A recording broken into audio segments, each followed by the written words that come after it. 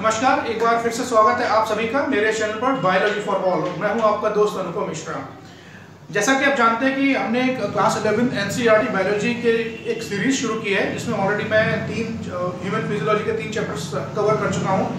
आज थोड़ा सा जो सीक्वेंस है, क्रम है, थोड़ा सा उसको चेंज करते हैं और आज मैं एक नया चैप्टर यहाँ पर शुरू करने जा रहा हूँ। Chapter 10 cell cycle and cell division. आप में से बहुत सारे बच्चों ने चैप्टर ऑलरेडी पढ़ लिया होगा, समझ लिया होगा, और जो बच्चे खासकर 9th-10th में पढ़ रहे हैं और जो 11th में प्लान कर रहे हैं कि वो 11th में आगे चल के बायोलॉजी लेंगे, उनके लिए भी चैप्टर ये टॉपिक और ये वीडियो बड़ा हेल्पफुल होने वाला है। चलिए पहले टॉपिक शुरू करते हैं और उसके बाद फिर इसके बारे में जो भी चीज़ें उसको हम डिस्कस करेंगे। देखिए, जितने भी लिविंग ऑर्गेनिज्म हैं, all the living organism are composed of cells. जितने भी लिविंग ऑर्गेनिज्म हैं वो सभी सेल से मिलकर बने। ये बात हम अच्छी तरीके से जानते हैं। ऑर्गेनिज्म चाहे कितना भी छोटा हो, चाहे वो single cell as small as a bacteria, वो भी डिवाइड होता है, या कोई मल्टी सेलुलर ऑर्गेनिज्म है इतना बड़ा जितना कि एक एलिफेंट है, वो भी सभी जितने भी लिविंग ऑर्गेनिज्म सभी सेल से मिलकर बने हो, चाहे वो यूनिसेलुलर ऑर्गेनिज्म हो चाहे वो मल्टी सेलुलर ऑर्गेनिज्म हो। और लिविंग ऑर्गेनिज्म की जो सेल होती है उनकी खासियत है कि सेल वो डिवाइड होती है। और सेल डिवाइड होने के पीछे रीजन क्या है, सेल डिवाइड होने का उसका इंपॉर्टेंस क्या है, सेल डिवाइड क्यों होती है। सेल जब डिवाइड होती है तो सब सेल डिवाइड होती है तो ऑर्गेनिज्म क्या है कि वो ग्रो करता है। जैसे मान लीजिए, देखिए जितने भी लिविंग ऑर्गेनिज्म है उनका जीवन, उनकी जो लाइफ है, सभी की लाइफ एक सिंगल सेल से शुरू होती है। अगर हम अपनी ही बात करें, अगर ह्यूमन बीइंग की बात करें तो हमारी लाइफ भी एक सिंगल सेल से शुरू होती है। और सिंगल सेल को क्या बोलते हैं, जाइगोट। जाइगोट में मल्टीपल डिविजन्स होते हैं, रेपिडेटरी डिविजन्स होते हैं, और वो डिवीजन होके फिर वो धीरे धीरे एम्ब्रियो बनता है और एम्ब्रियो से बेबी बनता है। तो ये तो बात अब हम सभी जानते हैं। तो इवेंचुअली जितनी भी सेल्स हैं वो सभी डिवाइड होती है, चाहे वो यूनिसेलुलर ऑर्गेनिज्म हो, चाहे वो मल्टी सेलुलर ऑर्गेनिज्म हो, चाहे वो प्रोकैरियोट्स हो, चाहे वो यूकैरियोट्स हो, सेल सभी की डिवाइड होती है। और इसका महत्व क्या है, इसका इंपॉर्टेंस क्या है, growth and development. Cell divide होने का इंपॉर्टेंस क्या है, दो चीजें इसमें मेन है, तो ग्रोथ, दूसरा है development. All organism grow through cell division. सभी ऑर्गेनिज्म ग्रो करते हैं सेल डिवीजन से। और डेवलपमेंट किसका, बॉडी के जो डिफरेंट ऑर्गन्स हैं उनका डेवलपमेंट, तभी वो साइज में ग्रो करते हैं। और वैसे भी ऑर्गेनिज्म जब छोटे साइज से धीरे धीरे बड़े साइज पर जाता है, खास करके अगर वो लार्ज एनिमल्स हैं। तो देखिए, सेल्स, अब बात करते हैं सेल साइकिल एक्चुअली है क्या। साइकिल का तो मतलब समझ लीजिए कि इमेजिन कीजिए साइकिल क्या है कि एक राउंड एक गोल सर्कल है।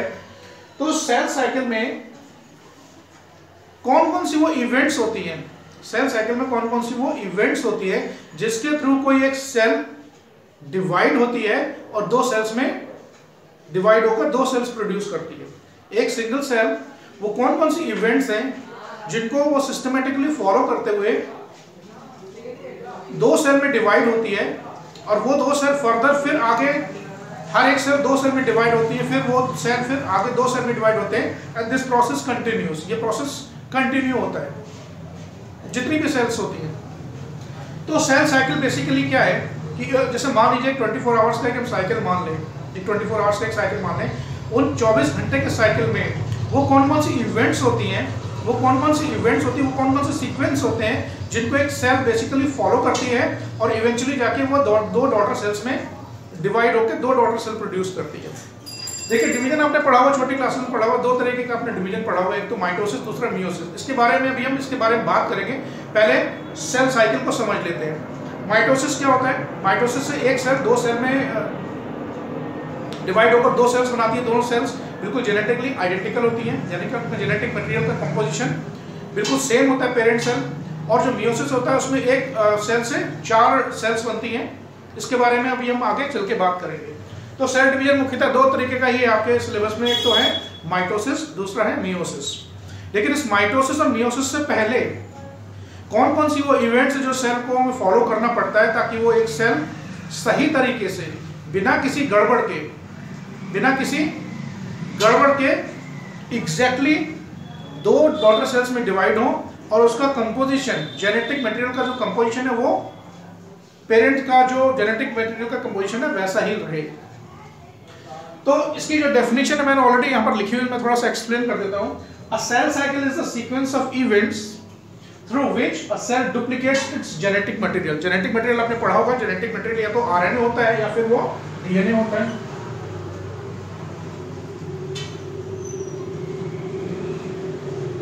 अब देखिए, जो हम सेल साइकिल की बात करेंगे वो सारे यूकैरियोटिक, जो भी डायग्राम में बनाऊंगा, जो भी चीज आपको एक्सप्लेन करूंगा, it is based on eukaryotic cells. Eukaryotic cells को माइंड में रखकर ही हम इन सब चीजों को पढ़ेंगे। तो अभी आप जेनेटिक मटेरियल को डीएनए ही समझकर चले कि डीएनए जो है, in most of the cells DNA is the genetic material. तो जेनेटिक मटेरियल को वो डिवाइड करती है और सिंथेसाइजेस इट्स कॉन्स्टिट्यूएंट्स, यानी कि सेल के जो कंपोनेंट्स है, सेल के कंपोनेंट्स में, सेल में बहुत सारी चीजें होती हैं।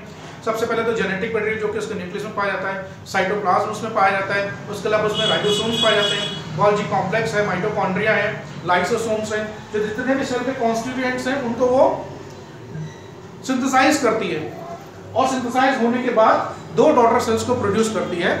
उस पूरे इवेंट को, उस पूरे घटनाक्रम को, उस पूरे घटना चक्र को क्या बोलते हैं? Cell cycle. इस सेल साइकिल का सबसे पहले जो कॉन्सेप्ट दिया था वो हॉवर्ड पेल ने दिया था। ये आपकी बुक में नहीं है, आप केवल अपनी जानकारी के लिए, अगर आप कॉम्पिटिटिव एग्जाम्स की तैयारी कर रहे हैं तो उसके लिए ये 1 नंबर का क्वेश्चन हो सकता है। तो ग्रोथ एंड डेवलपमेंट वाला पार्ट मैंने आपको बता दिया। ये मैंने ऑलरेडी एक साइकिल बनाया हुआ है, ये 24 आवर्स का साइकिल है, ये समझाने के लिए कि एक 24 आवर्स में एक, जो कि यूकैरियोटिक सेल्स की बात कर रहे थे, यूकैरियोटिक सेल्स में अगर 24 आवर्स की एक साइकिल माने तो उस 24 घंटे में सेल किस तरीके से बिहेव करती है, वो क्या क्या इवेंट्स होती हैं, वो क्या क्या इवेंट्स होती हैं जो सेल एक फॉलो करती है और उसके बाद वो इवेंचुअली एक सेल डिवीजन के थ्रू डिवाइड होकर दो डॉटर सेल्स को प्रोड्यूस करती है। ऑलराइट, उसमें आगे बढ़ने से पहले, चूंकि बात हम यूकैरियोट्स की ही कर रहे हैं, तो यूकैरियोट्स में जो सेल साइकिल वो 24 आवर्स का होता है कि 24 आवर्स में ये एक यूकैरियोटिक सेल इवेंचुअली डिवाइड होकर दो डॉटर सेल प्रोड्यूस करती है। अगर हम बात करें यीस्ट की, यीस्ट तो आपको पता है, बेकरी में और वाइन बियर इंडस्ट्री में यीस्ट का उपयोग किया जाता है। यीस्ट की सेल हर 90 मिनट में डिवाइड होती है। और अगर बैक्टीरिया की बात करें तो बैक्टीरिया में जो डिवीजन होता है, हर 30 मिनट में बैक्टीरिया की सेल डिवाइड होने लगती है। हम इन दो की बात नहीं करेंगे, हम बात करेंगे सिर्फ यूकैरियोटिक सेल्स की। अब ये 24 आवर्स का सेल साइकिल है। अगर सेल साइकिल को हम कहें कि भाई इनमें कौन कौन सी इवेंट्स हैं, इनको कितने भागों में बांट सकते हैं, तो उसको मुख्यतः मोटे तौर पर 2 फेज में बांट सकते हैं। वो फेज का नाम पहले मैं यहां लिख देता हूं। पहला फेज है इंटरफेज।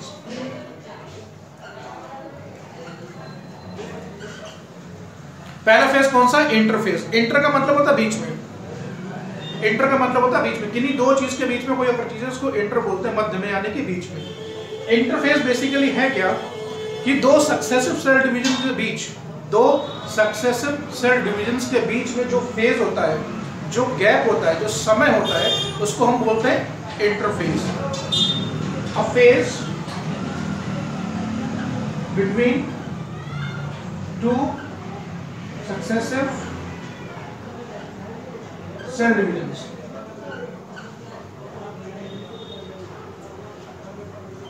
तो पहला फेज क्या हो गया? सेल साइकिल का पहला फेज क्या है? इंटरफेज। इंटर का फेज का मतलब बीच में, यानी दो सेल डिवीजन के बीच का जो फेज होता है, जो समय होता है, उसको हम बोलते हैं इंटरफेज। दूसरा इसका जो फेज होता है मेन, उसको बोलते हैं M phase.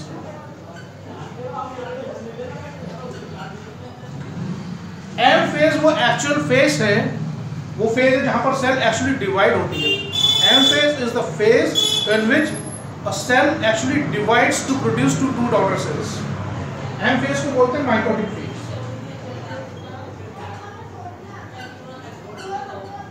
So M phase is the phase in which a cell actually divides to produce 2 daughter cells।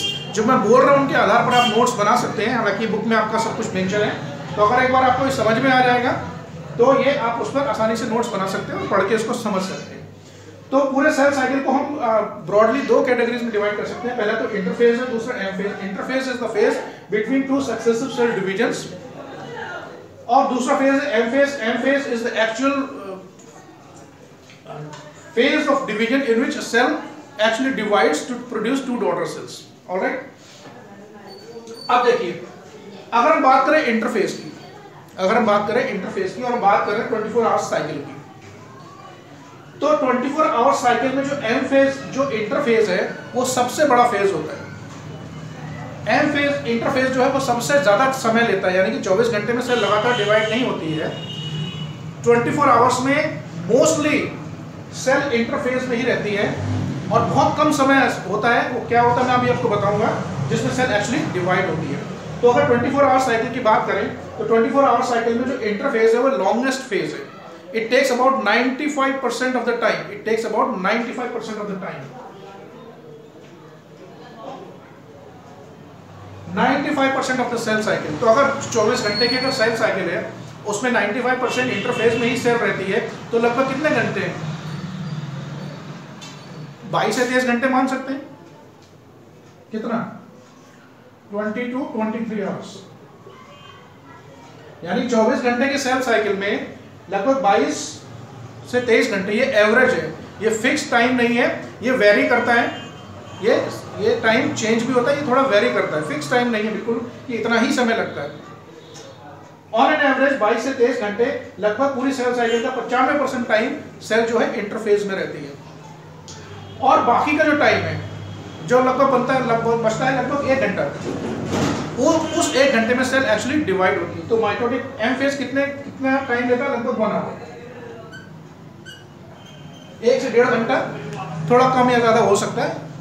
Alright, तो 22 से 23 घंटा इंटरफेस, बचे हुए 1 घंटे में एक्चुअल सेल डिवीजन होता है। ऑलराइट, इतना आपको समझ में आ गया होगा। अब बात करेंगे हम इंटरफेस की। तो ये ऑलरेडी मैंने डायग्राम बनाया हुआ आपको समझाने के लिए, बात करते हैं, यहां से शुरू करते हैं। अब इंटरफेस को हम ब्रॉडली 3 फेजेस में डिवाइड कर सकते हैं। इंटरफेस को हम ब्रॉडली 3 फेजेस में डिवाइड कर सकते हैं। मैं यहां पर लिख देता हूं।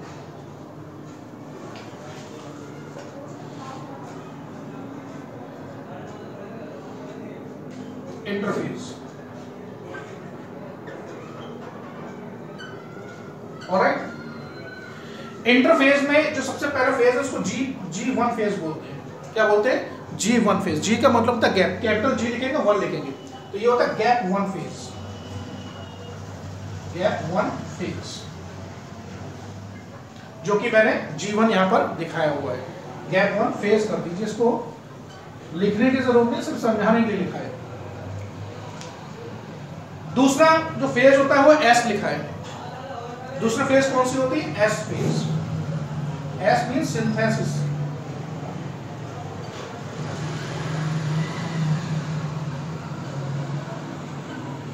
S means synthesis phase.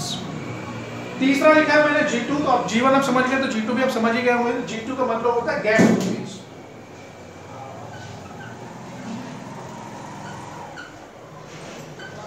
Alright, और जो ये M लिखा है ये एक्चुअली माइटोटिक फेज है।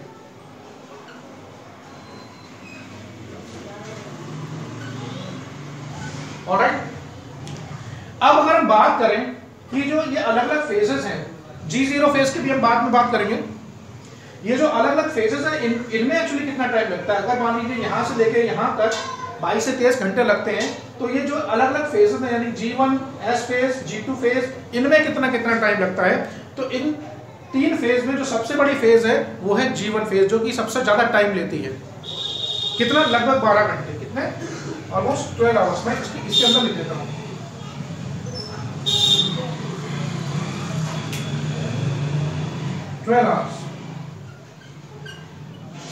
यानी 22 घंटे में लगभग 12 घंटे तो G1 फेज ही रहती है।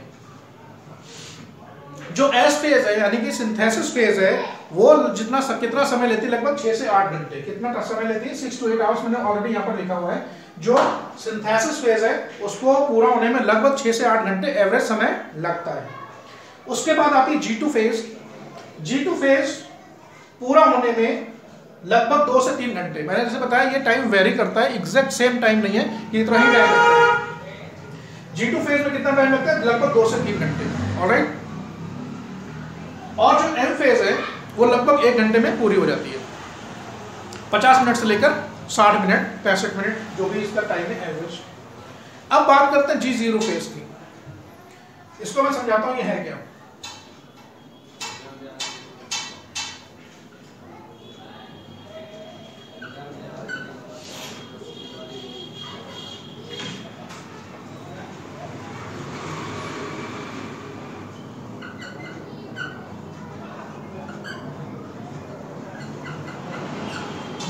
फेज को बोलते हैं क्विसेंट फेज।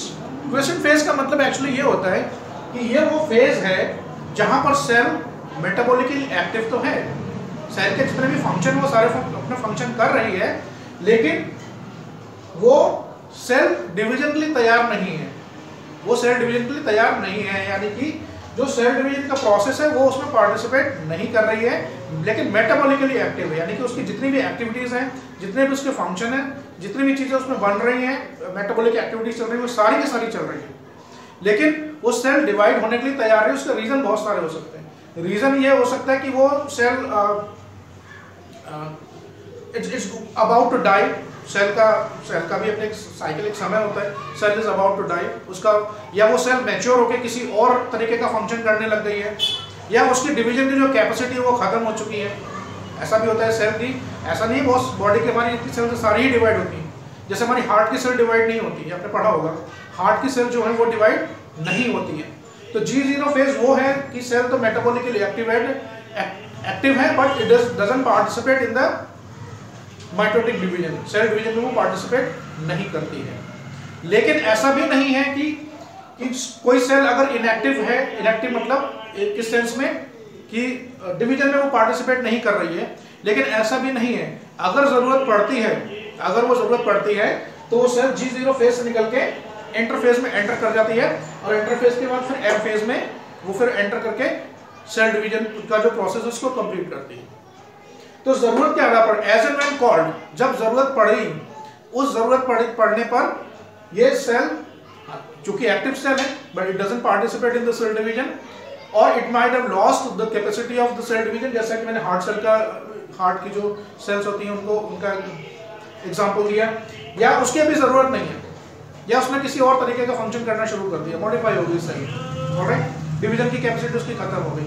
लेकिन अगर जरूरत पड़ती है सेल को तो ये सेल दोबारा से एक्टिव होकर it enters in the interphase and then they start dividing. या कई बार ऐसा होता है कि डिवीजन के बाद उनकी जरूरत नहीं पड़ी तो फिर वो एग्जिट हो जाती है सेल, फिर वो पार्टिसिपेट इस साइकिल में नहीं करती। दोनों ही चीजें हो सकती है, ये किसी भी टाइम पर सेल डिवीजन से एग्जिट कर सकती है और किसी भी टाइम पर सेल डिवीजन में वो एंटर कर सकती है सेल साइकिल में। It depends on the need, जरूरत पड़ने पर। ऑलराइट, आई होप आपको ये सारी चीजें समझ में आई होंगी।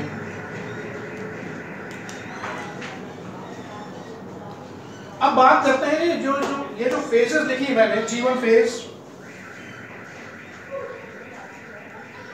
S फेज, G2 फेज, ये बेसिकली है क्या और इनका इंपॉर्टेंस क्या है, इनकी जरूरत क्या है, ये इनको नाम इस तरीके से क्यों नाम दिए गए।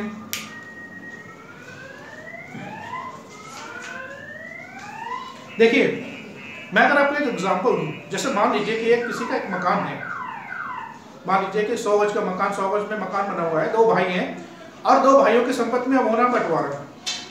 तो बंटवारा कैसे होगा? बंटवारा ऑन पेपर्स तो नहीं होगा।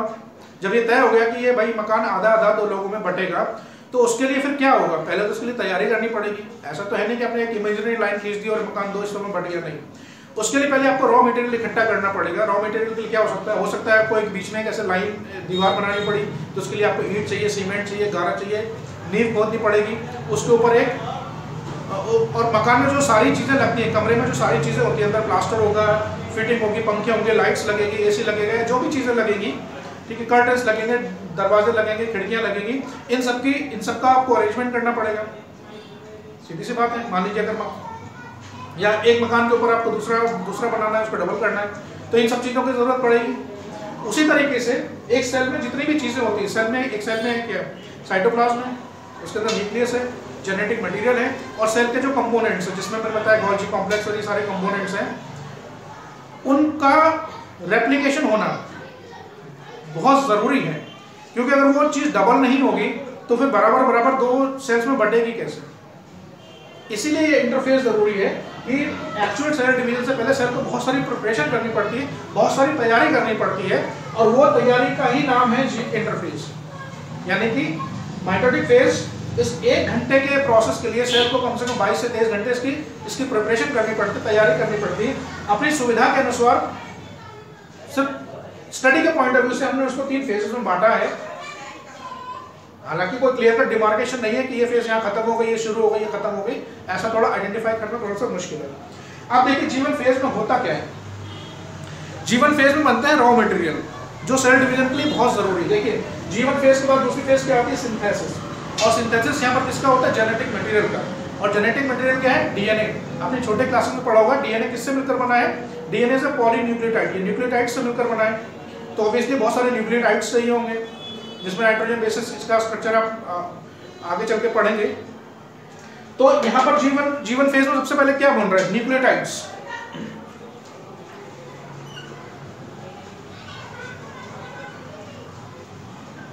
न्यूक्लियोटाइड्स बन रहे हैं, न्यूक्लियोटाइड्स बनना जरूरी है तभी तो डीएनए रेप्लिकेट होगा, क्योंकि DNA is composed of nucleotides, इसलिए इसको पॉलीन्यूक्लियोटाइड्स बोलते हैं। दूसरा क्या बन रहा है, अमीनो एसिड्स बन रहे हैं।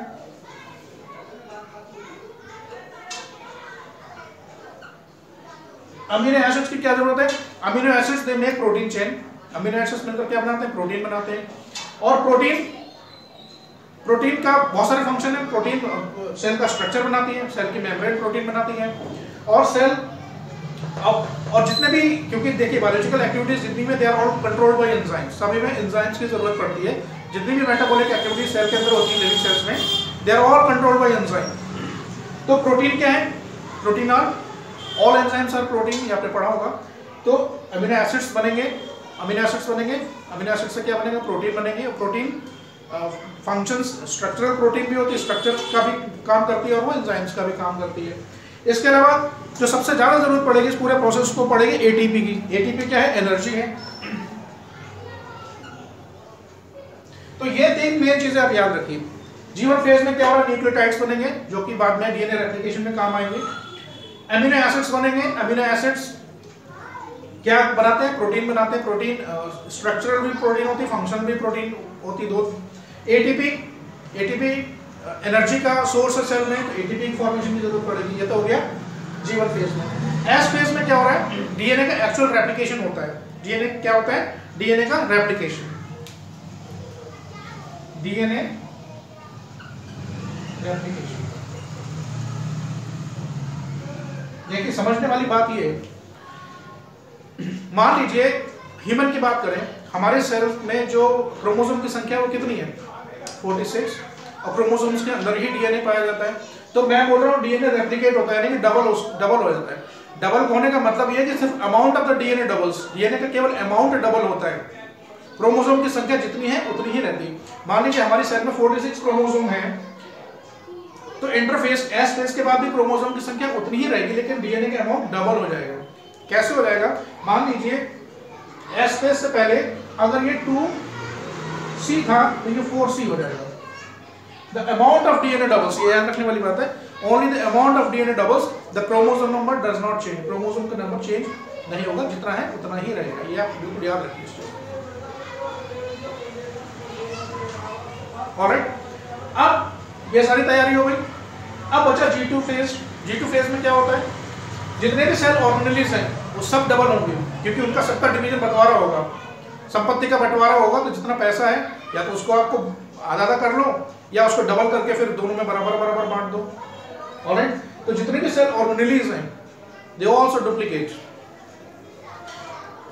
तो G2 फेज में क्या हो रहा है, सेल ऑर्गेनेल्स डुप्लीकेट, क्योंकि सभी सेल ऑर्गेनेल्स बराबर बराबर बिल्कुल प्रिसाइज मैनर में जो दो ऑर्डर सेल बनेंगे उनमें भी जाना चाहिए। और ये प्रोसेस इतना कोऑर्डिनेटेड है, इतना प्रिसाइज और इतना कोऑर्डिनेटेड है कि इसमें गलती की कोई गुंजाइश लगभग ना के बराबर होती है। अगर इसमें कोई इन फेज में कोई भी किसी भी तरीके की कोई गलती होती है, खासकर जब डीएनए डिवाइड हो रहा है उस टाइम पर कोई छोटी सी भी गड़बड़, बिल्कुल छोटी सी गड़बड़, इट कैन कॉज म्यूटेशन। ये म्यूटेशन में आपने पढ़ा होगा, उस सेल के जो जेनेटिक कंपोजिशन उसको चेंज कर सकती है और इसकी वजह से म्यूटेशन होता है। G0 फेज मैंने आपको ऑलरेडी समझा दिया। अब बात करेंगे हम एक्चुअल M फेज की, जिसको बोलते हैं माइटोसिस की। ऑलराइट,